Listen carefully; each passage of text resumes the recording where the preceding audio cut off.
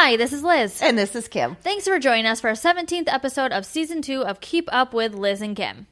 Wow, here we go. You know, there is so much fun stuff going on this summer in Ada. And one of the things I'm really noticing is a resurgence in some of the art activities. It's Gravel Bottoms had some makers markets on their patio. There's an event coming up, a vintage art market coming up at Ada Township Park.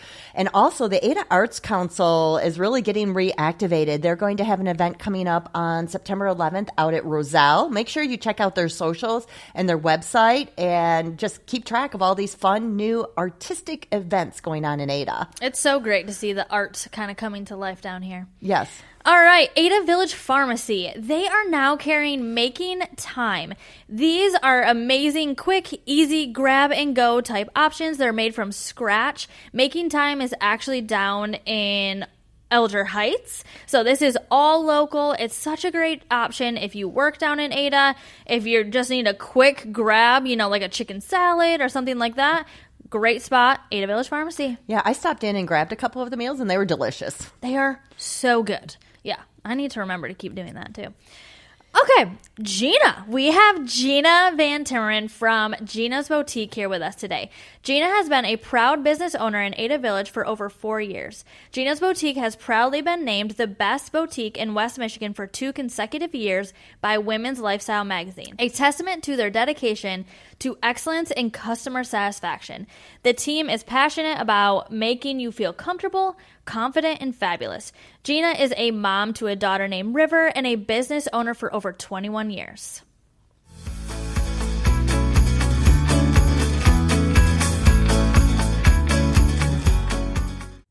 All right, we are super excited to have Gina here with us today. Gina, tell us a little bit about yourself and a little bit about owning a business for the past 21 years. Thank you.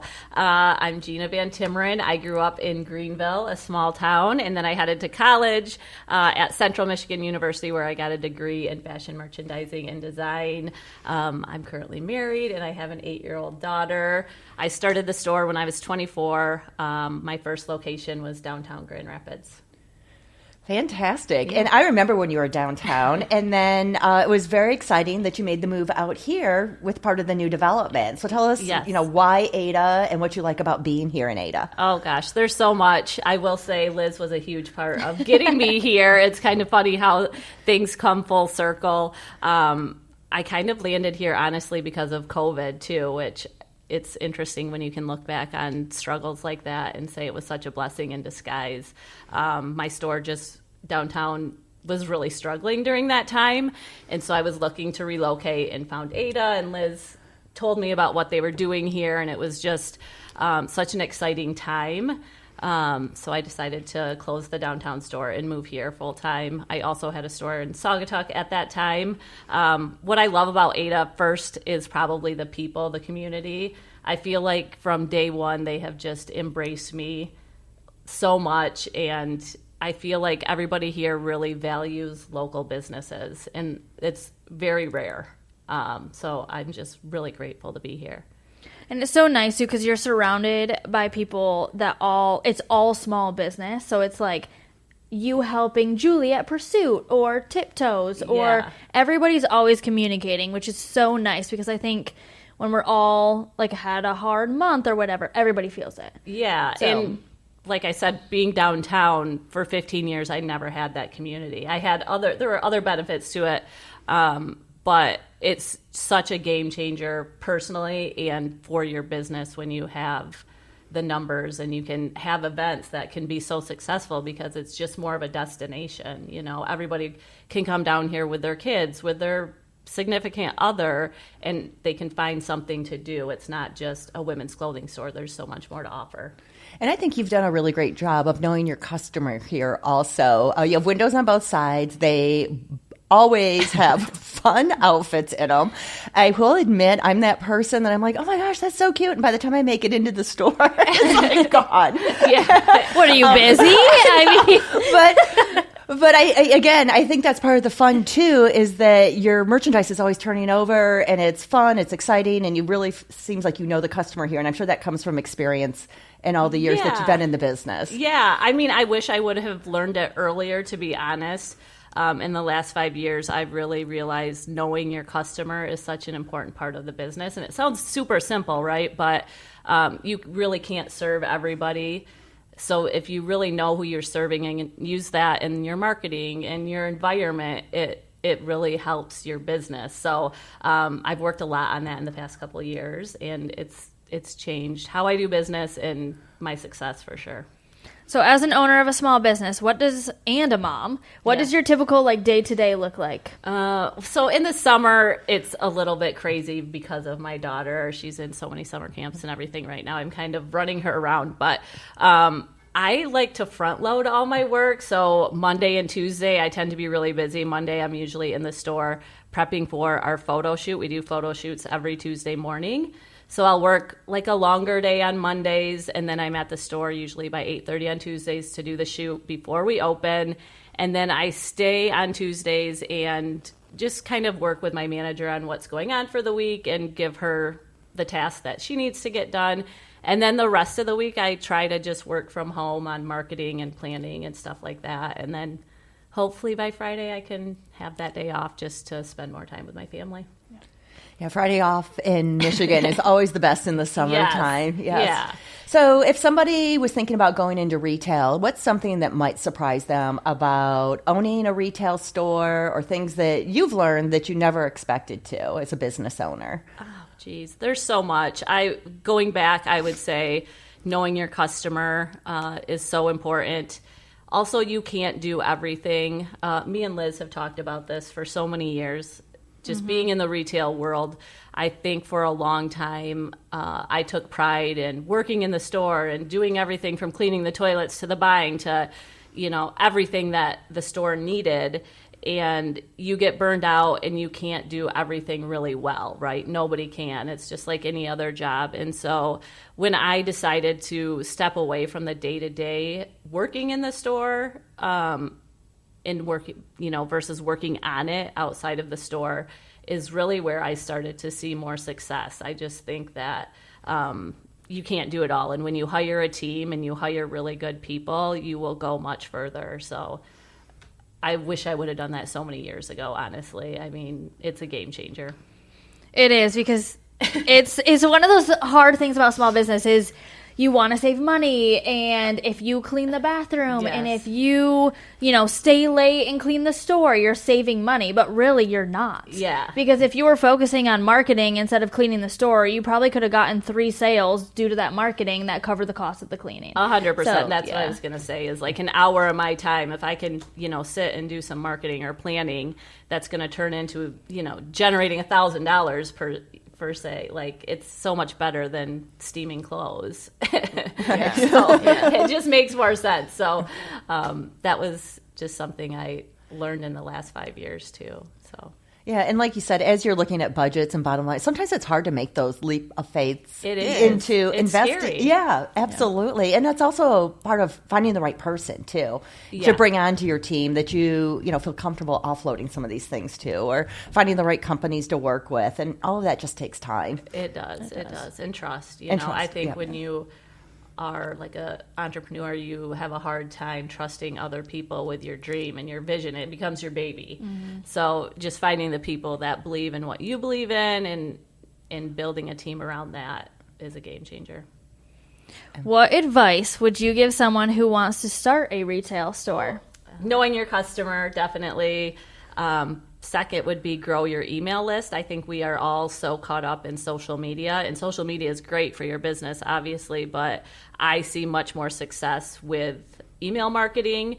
So from day one, grow your email list, serve your email list, not just sale, but really serve them good information and content that they want, because you will see your business grow a lot just from that. I am so glad you said that. I recommend newsletters and emails to so many businesses, because I really feel like that is overlooked in marketing. Yeah, it is. And I think that for me personally, I had this fear like, I don't want to annoy my customer. I don't want to annoy my customer. But if you're serving them good stuff, they want it.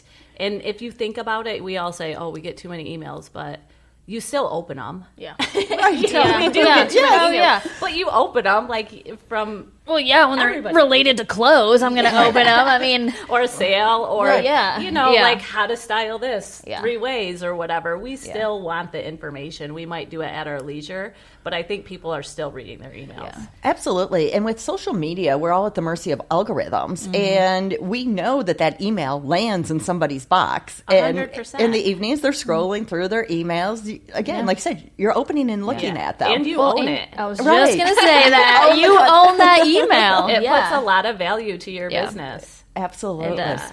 Well, even Kim and I were just talking today of just like this whole transition from on Instagram going into like an SEO platform type situation. Yeah. It's like social is no longer social, and like we have to go back to grassroots. Yes. Because otherwise we're never serving our customer. We're never targeting them because Instagram is targeting them, and now Google's taking that on. And it's just, we need to like own it, go back to grassroots, and grow your newsletter like list. You said, and the control over it is paramount compared to social media. Yeah. Absolutely. Which will be interesting to see like in 5 years, right? Where we land. It's scary. It is. And I know it is. Well, and even talking down this, I think AI is a big thing to bring up, is like, how do you think you're going to battle or take in AI as a business owner? Yeah, I use it. Look, I mean, I think we're all using it, right? And it really does help get creative ideas out in a more professional way sometimes. So I'm definitely using it. But at the same time, it scares me. We were talking about this with friends last night at dinner. It's just so much unknown, I guess. That's the scary part. Me. Well, and it's even the fake photos and videos and all that. And is it going to be interesting in the clothing world too, of just like, how are these big brands using AI? Yeah. And we can't yet, like, or I don't know. Does that make sense? Like, Yeah. I think they're going to grasp it so much faster than we are. And it's like, how are they going to be able to sell with AI before us small clothing businesses can even keep up? For sure. Right. So, but again, I think that goes back to knowing your customer and the personal touches and people realizing the value of supporting local. Yeah. We all love having this vibrant Ada Village, but to keep it thriving, we need people to support and to shop here and to really lift up our local business owners. So, do you feel it down here? Do you really like? So we just launched that Love Your Local, and Kim and I have really seen we need to push that again. We need to push it's not always about like fast shipping or saving $10. It's truly like supporting your community, your neighbor, your friend. And I think Ada's really good at it, but I think we can be better. Yeah, obviously there's always room for improvement. Yeah. But like I said, I feel that more than anything here. And maybe because I was on such a, opposite end of the spectrum, being downtown where it wasn't, there was a little bit of condo community, but it was more just people visiting and people that were passing through town. So I feel it so much, and I'm so grateful for it. And I remind other retailers how special it is, even just the event side and the support that we have with people here there's nothing like it. There really isn't. I had a store in Saugatuck. We didn't have the support that we have here. So that's huge too, just educating the community through your events that you do. That all helps too, and people get to come around and see what is here, and they come back. Even if they're not buying something that day, they come back. Mm-hmm. Yeah, absolutely. So if an individual that was at Central right now in the fashion and merchandising program and was coming out and they were a real go-getter, passionate person like you, 23, 24, wanted to open their own store, what advice would you give them? Oh, geez, that was Liz. I was. For all of you guys who are listening, I was actually Gina's intern when I was 23 years old. So, a long time ago. What advice did I give you? No, I don't remember. Well, I would say like the best advice you gave is like you really have to listen to your gut. Yeah. I remember a lot of it is just like I did this, and everything I bring in and the relationships I have with all my customers is all based off of like gut feelings and community. And yeah, definitely. So much is about building relationships, because in this industry, you're building relationships with your customers, but also your vendors. Like, there's a whole nother side of this world that a lot of people don't understand. And I think sometimes vendors almost get a bad rap, like, oh, we want a discount or we want this, But if you build relationships with people that you're buying your merchandise from, they're going to treat you really well. They're going to give you like the first cut, the first, run of a style and be really good to you. So I'm a big believer, like, don't burn bridges, like really build relationships, serve your customer, know your customer. I would also say work retail out. You can go and start your own business, but go and get experience. I know one of my aunts once, I had some terrible retail jobs after college and I wanted to quit. And she said, well, are you learning stuff? And I said, yeah, I'm learning a lot. And she goes, then don't quit. Like, you might hate it right now, but it can get you to that next step. So I think a lot of times we need to just sit in the job that we're in and be grateful for what we're learning. And it might be, hey, I never want to have a boss like this, or I never want to be this kind of boss. I learned a lot about, team building and what kind of leader I want to be from those bad jobs, honestly.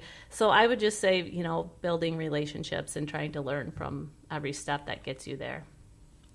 That's great. I love it. That is great. I will write that down again. So you've owned a business for over 21 years. You've been in the retail world. You have gone through 2008, 2007. You've gone through COVID. Other than those big things, but you can talk about those big things, what are some of like the most challenging parts, and especially for 21 years? I mean, being in business for 21 years. Challenging parts. Team building is hard. I think anybody that owns a business would probably admit that building a team is really hard. Sometimes it feels like you get this perfect team built and you're so excited, and then in my industry somebody will get pregnant and they're going to move on and it's great, but it's just like, oh gosh, I got to replace this person, and you feel dependent on them, right? So team building has always been a challenge. It's not that I can't find the right people. It's just they move on. Liz moved on. I would have kept her forever, right? So it's good because sometimes it does feel really good to like see people that worked for me and their success, and that's such a gift too, and makes you feel amazing. What else? Challenges. I think that sometimes, not so much anymore, I really don't care, but I think there's a lot of just like a stigma around this industry. Maybe Liz can agree, where, oh, how's your little shop doing? And you're like, it's good. I've been here for 20 years. It's actually a small business. That used to really get under my skin. I don't necessarily care as much anymore, but growing through this business and building this business, sometimes I didn't feel like it was as big as it is. Does that make sense? Do you know what I'm trying to say? I just think that there's just, maybe because it's female dominated, I don't know. And it kind of is perceived as like this hobby where you just go pick out cute clothes. Well, I'm looking at profit and loss. I'm doing inventory management. I'm doing really big things, just like any other small business that comes with a lot of stress. And takes some brains, right? It's not just that I can pick out cute clothes. So that, I think, is a challenge maybe just within the business community. Yeah, and I fully agree. And I think a lot of it too, you touched on it, but the hobby aspect. Yeah. Right? There's so many people that start these businesses as hobbies, and people look at it as a hobby, but there is so much that goes behind every single thing. I mean, there is a strategy that goes out behind your Instagram post. Strategy to buying. It's it's not like I just say, oh, I'm going to go spend $10,000 today and not worry about it. There is a lot of strategy. So I guess just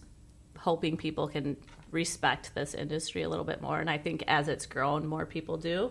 Yeah, I agree. Maybe. Yeah. No, you're the CEO of your business, and you deserve just as much respect as any size business, because you're dealing with the same types of supply chain and, like you said, marketing and all of these different things and strategy. It is just about respect in the business industry, I guess. Most definitely. Yep. All right. Well, we're going to shift gears just a little bit. We always like to ask, if you could spend your perfect Saturday in Ada, what would you do? Oh, I love Ada. That's an easy answer. I would go get coffee at Foxtail, of course. grab a donut with my daughter, probably bring my dog Georgia to walk, go to the park. My daughter loves the park, and probably go get lunch at the pantry. Oh, yeah. Do some shopping, of course. Can't miss that. Yeah.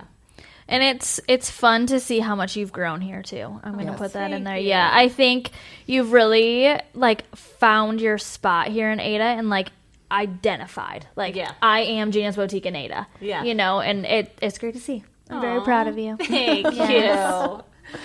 You Okay. helped me get here. Yeah, I don't know about that, but I kept it fun. We'll just say that.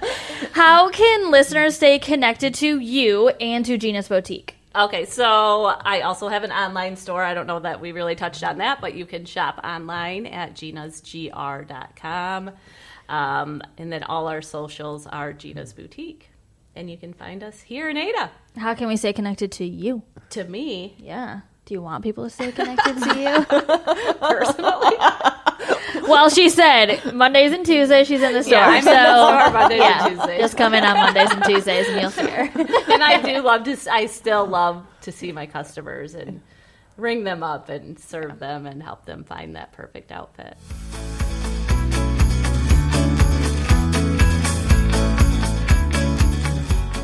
All right, Kim, should we jump into the Fast Five? Let's do it. On August 1st at 4 p.m., welcome to Westville. Book signing is going to happen at Gravel Bottom Craft Brewery. Meet the local author, Ryder Jones, and learn more about his book, a supernatural thriller inspired by Lowell, Michigan in the 1990s. Dun, dun, dun. Thrillers. All right. August 9 is Cars and Coffee Grand Rapids. From 10 a.m. to 1 p.m., they will be located in the Ada Hotel parking lot. This is just a fun event. Come, join the car community, check out cars, shop, eat, stay, play, hang out, do whatever you want. It's a great community-focused event, so come on down.